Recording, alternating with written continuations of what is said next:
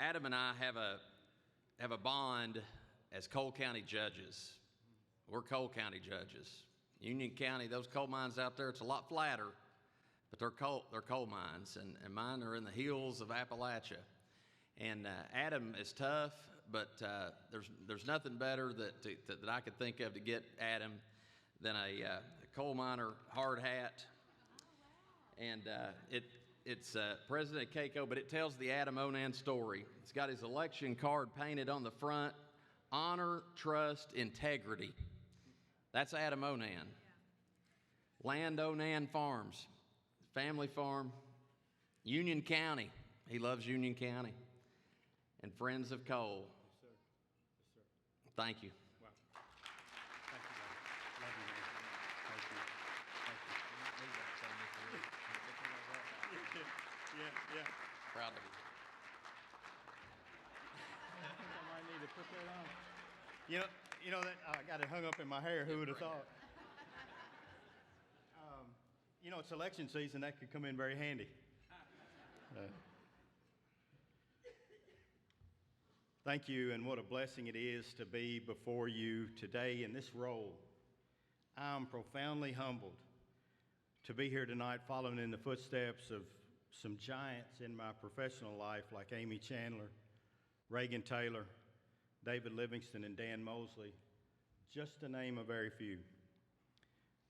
I really don't remember feeling this inadequate since February the 12th of 2018, when after being sworn in, I came down to my office and I felt like the proverbial dog that's been chasing that car.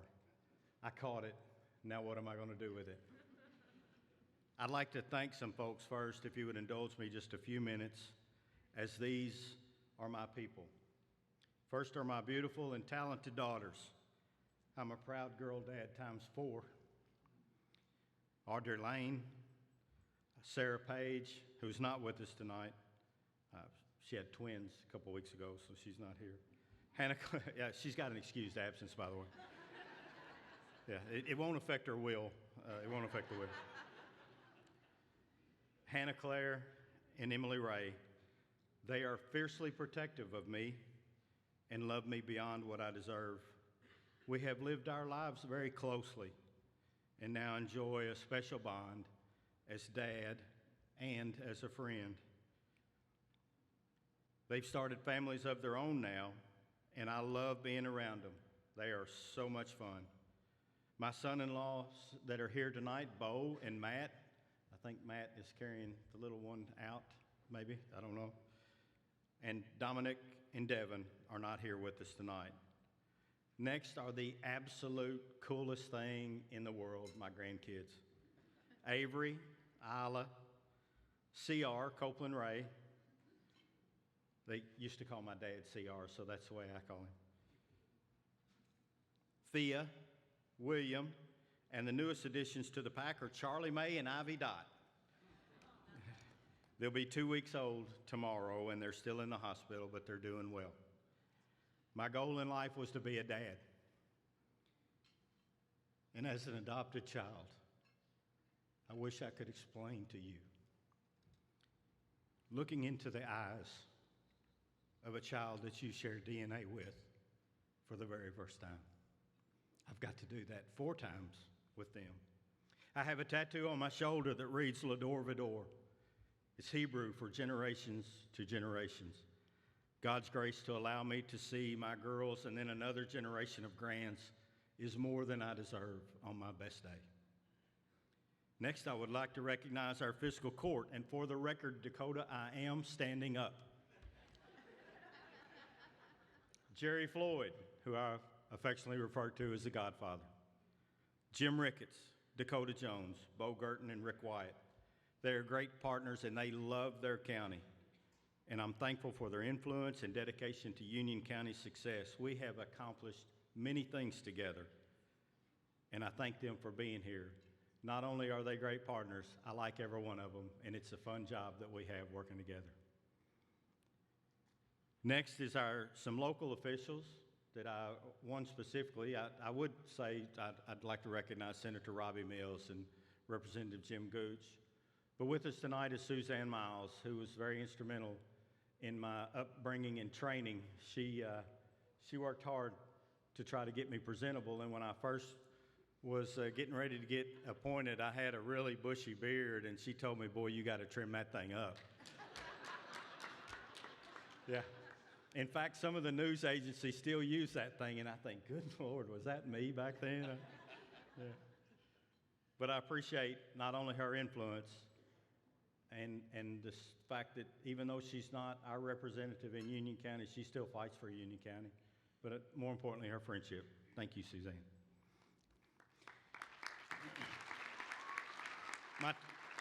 My two closest judge buddies, I asked them to sit up in the reserve section, Steve Henry and Jack Whitfield. They are men of courage, strength, and determination. Proverbs 17:7 says, a friend loves at all times, and a brother is born for adversity. These men have seen me through some tough times and decisions. We are at the beck and call of one another, and we come running when one of us is in need. I refer to them as my pals, and if you've seen the Young Guns movie, you will understand the reference and the depth of that word that I use. I love those men. Next is our team. I have a huge outpouring of our team tonight. Many of these were on staff before my appointment, and in the midst of losing someone very close and dear to them, they were gracious, kind, and patient with me. The number one priority for me in hiring in Union County is you gotta love it. You gotta love Union County. This group checks that box. We talk about excellence frequently as we work in our various roles, and I'm so proud to be a part of this team. They spur me on to be better in all that I do, and it is because of this team that anything good happens in Union County. The court and I realize that just because we vote on something and approve it, it doesn't just magically appear. The hard part is in the sausage making. It's often messy, delayed, and hard, and unappreciated, and this group makes our county better today, and maybe more importantly, they have set the bar for the next generation of leaders behind them to keep up with what they've established.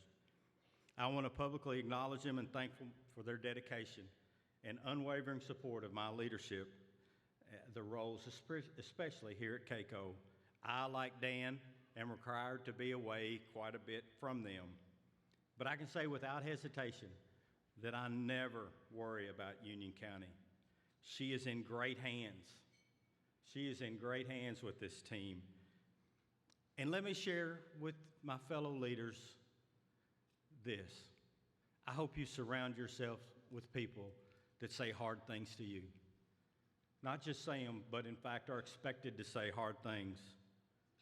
Say hypothetically to get your head out of your behind. I'll clean that up for you. It was needed, and it was warranted, and it was tough. And I'm thankful that I have that type of team. And for all of those that I've previously mentioned, thank you for walking a difficult road with me over the last couple of years. I'll never forget it. In the summer of 2019, one of the ladies in the courthouse came to me and asked, hey, Judge, can you do anything with the landscape? And the weeds are overtaking it. Well, I'd been a judge long enough my first thought was, yeah, I'll call somebody and get them right on that. But I quickly remembered that I was a farm boy, completely capable of that task. In fact, I had finally found something that I might be qualified for. So early the next morning, back to my farmer's attire, I started weeding. And some of the staff saw me. They showed up to help, one of which was our custodian, Michelle, who is the absolute best. She sets the tone in our courthouse because she can read a newspaper off the marble floors because she loves our county too. And our past EM director. In a few minutes, our PVA, Clay Wells, pulled into his parking spot, and out came Will, Clay's oldest, carrying his children's Bible, his familiar grin, and seeing me, his gloves. Will is my buddy, so I asked, spending the day with your dad today, Will? To which he replied, yeah, I got in big trouble last night. My little brother was aggravating me, so I let him have it. And then he smirked a little. I said, so you've come to the office today as punishment for acting out? Yeah, read my Bible and stuff. I don't remember if I said anything else to him, but he started pulling weeds right beside me. And then I noticed him looking at all of us out there pulling weeds. And he then very innocently asked, what'd you do?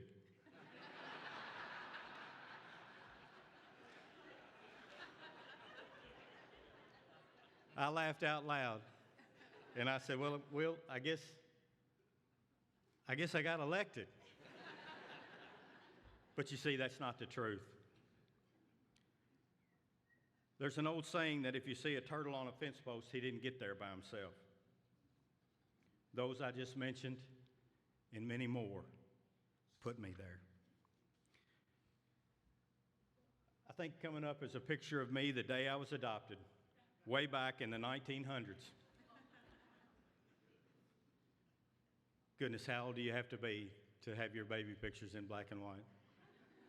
My sister, who was here and surprised me tonight, that's the handoff at the orphanage where I became an O-Nan. I was born June 17th, 1965 in Campbellsville, Kentucky.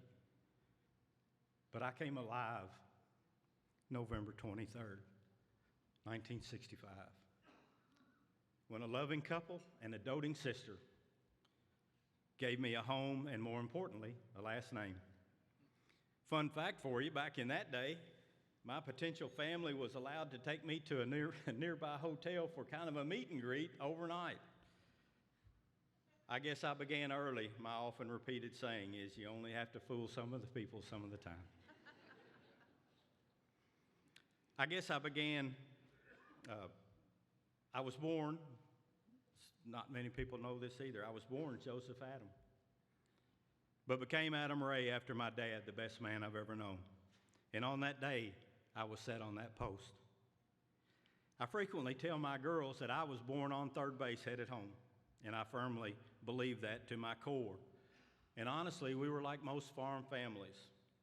We didn't have a lot of excess, but we were rich beyond measure.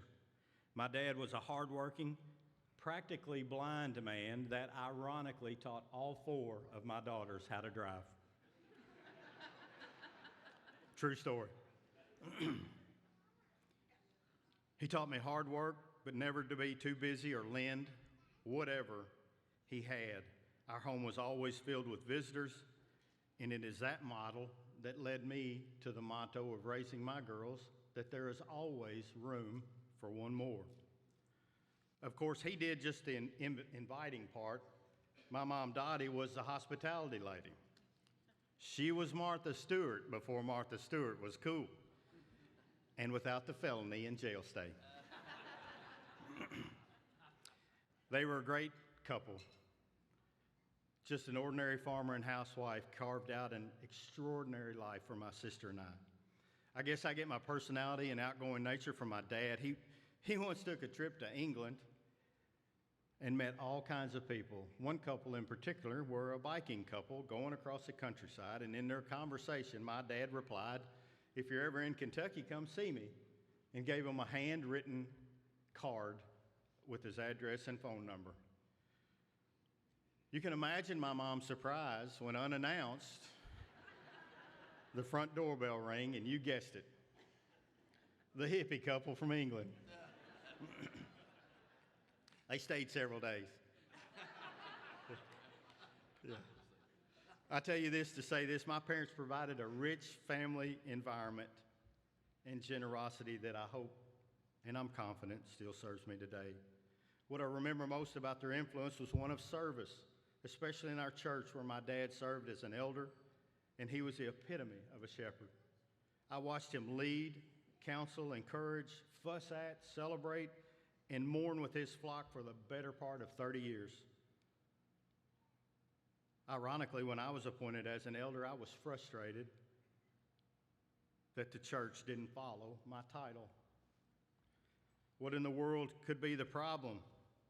Well, it turns out it was me. I was a young, often harsh leader that had it all wrong, and I had missed the lesson that my dad had taught me right in front of my eyes. And it was only after I read the book, They Smell Like Sheep by Dr. Lynn Anderson, did it click with me. You see, a good shepherd leads so closely, he smells like his flock. Sometimes lessons come hard for me, but I changed my approach and my leadership model came into focus. You see, I believe servant leadership is the best, and I'd seen it play out in the church, and I wondered if it would work in the real world. After several years of a tough time in Union County politics, I decided to run as magistrate. And then later, after some convincing and a little bargaining with God that the right person would ask me to run for judge executive, and she did, I was running for judge executive. The reason was very simple. I was weary of our community being represented the way we had been in the media. It wasn't who we were. So I entered politics after a quiet life on the farm of over a 30-year partnership with my dad with zero experience. And I was determined to turn the judge executive job back into the part-time job that it was intended to be. My goal was simple. I wanted to retell our story and share it in a very real and transparent manner to anyone that would listen. And due to the untimely passing of Judge Jenkins, I was appointed on February 12th, 2018. We have been on that journey together for 7 years, and we have accomplished many things. Many of those that I mentioned earlier are directly responsible for that. You've heard me say, as Union County Judge Executive, if you've been around me very much, I'm from Union County, where we're number one in corn, coal, and wrestling. I love being Union County's chief cheerleader. I feel I also need to include why I wanted to be in leadership role at KACo, and it is simple: to give back to the organization that has given so freely to me. You've heard me say that KACo is more than an insurance agent, because it is. You see, it's because of KACo's investment in me in early 2018 that I can even stand before you today. Without them, I'm doubtful that I would have made it this far. It started early, when on a trip to Frankfurt, I stopped by unannounced, and then Director Brian Roy dropped all he was doing, showed me all around the office, and as we walked through the boardroom, he said something that quizzed me. "I could see you in this room one day," he said. I was like, "Wait, what? Why would I be in such an ornate, fancy room like this? I'm just an old cattle farmer from West Kentucky." But it made me think on that long drive home that, well, I guess somebody has a little faith in me. The next call came from a guy named Rob Brown. Mr. Brown, as my daughters refer to him. He was asking if we could meet in Henderson so he could share with me a little bit about KACo and the insurance policies that went with it. Do you remember that? Yeah. He then threw in "I'll buy you Applebee's for lunch if you'll come," and I'm thinking, man, it's good to be me. I'm moving up in the world. I think the next was a fantastic lady named Shelley Hampton, who reached out, and then Rich Ornstein, then Jim Henderson, and the list goes on and on and on. You see, I was drinking from a fire hose, and they helped slow that pace, and without exaggeration, put me on a path to success. They have long passed the business acquaintance phase, and I consider them all dear friends at this point. I have no idea what I'd be doing without their influence. And they have helped us shape policy, they have covered losses, they have bettered our county, they've provided countless opportunities for training and advice, and have helped all of our local officials be more productive in our various roles.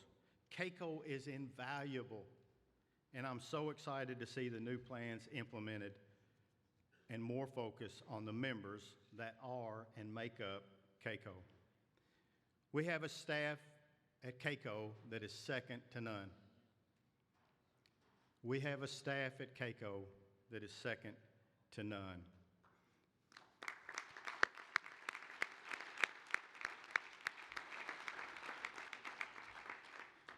With their expertise and dedication, and you, the members, we are a mighty force that can help shape the future of Kentucky from Harlan to Paducah.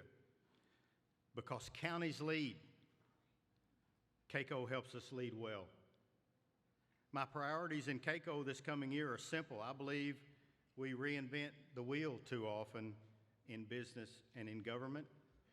Sometimes we ought to just finish what we started. Under the excellent leadership of Dan Mosley, we started a conversation dealing with the ramifications of the jail crisis that I would like to see completed with the help of the Kentucky State Legislature. Dan has articulated those issues to leadership so well in both houses, and I'm asking him now to continue alongside me as we journey through that process together.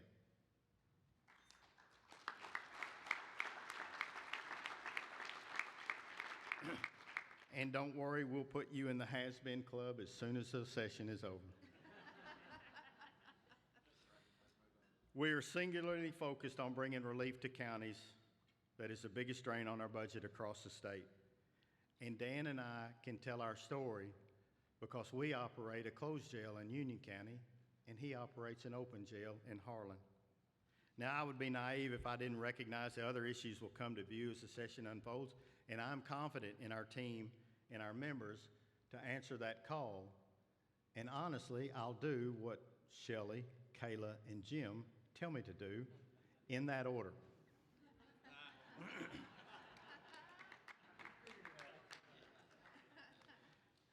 Second, I would encourage you to answer that call. Often it's the same set of faces that come together at the Capitol when advocacy is needed. There's no one more effective or holds more influence with our legislative partners than our elected officials. I'm encouraging you to get to know them, engage with them, and work with them in understanding your county's needs. Be proactive. They should not be treated as Santa Claus. Ask how you can help them as well. Get to know their needs, and let's work together as a team to accomplish our goals. And finally, my last priority is this. It's just us here tonight. As I have visited with so many elected officials across the state, I'm confident of this. Many of us are weary. We live in a time of division like we haven't seen in our lifetime. Rhetoric of all kinds is amplified to the point that the volume can be crippling. I know many of you aren't running again and have felt the effect and have seen the impact, maybe more importantly, on my team and specifically my girls. If you're a family member of an elected official, you have my utmost respect. Watching from the sidelines must be unbearable at times. And I can't tell you how many times I've had to tell my 4 protectors, just let it go. It can be tough for those of us on the field as well.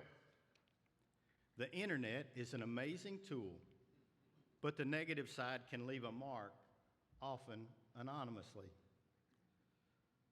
We have also seen more than our fair share of natural disasters, and I, like you, have felt the weight of an entire county on my shoulders as a tornado or high water is imminent.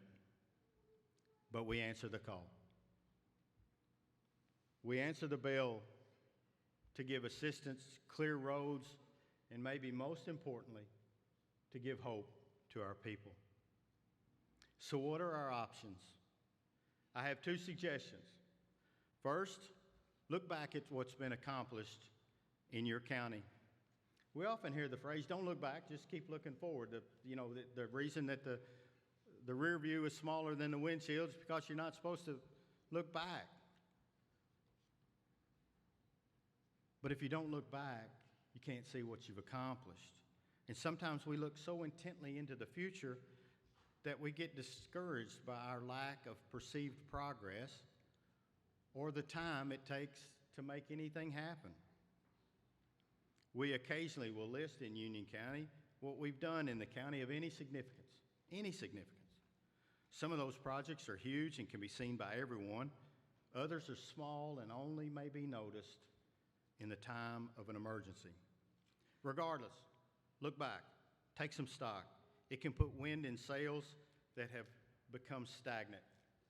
Second, Remember your why. I think all of us in this place tonight have a reason why, and sometimes they change. For me, I wanted to rebrand Union County and retell our story. I think our team has accomplished that, honestly. They've worked their tails off to do it, but they've done it. Now my why is seated at these tables. What can I do that will help bring my grandkids back or keep them in Union County? Keep in the fight. Keep in the fight. A title, a life of purpose in serving others, just like Dan said, a life in serving others is a noble and worthwhile calling. Don't let anyone ever convince you otherwise. KACo, the future is bright as we lead our Commonwealth. Galatians 6:9 promises, let us not become weary in doing good, for at a proper time we will reap a harvest. May God bless your efforts, show favor in your counties, and may God bless the Commonwealth of Kentucky. Thank you.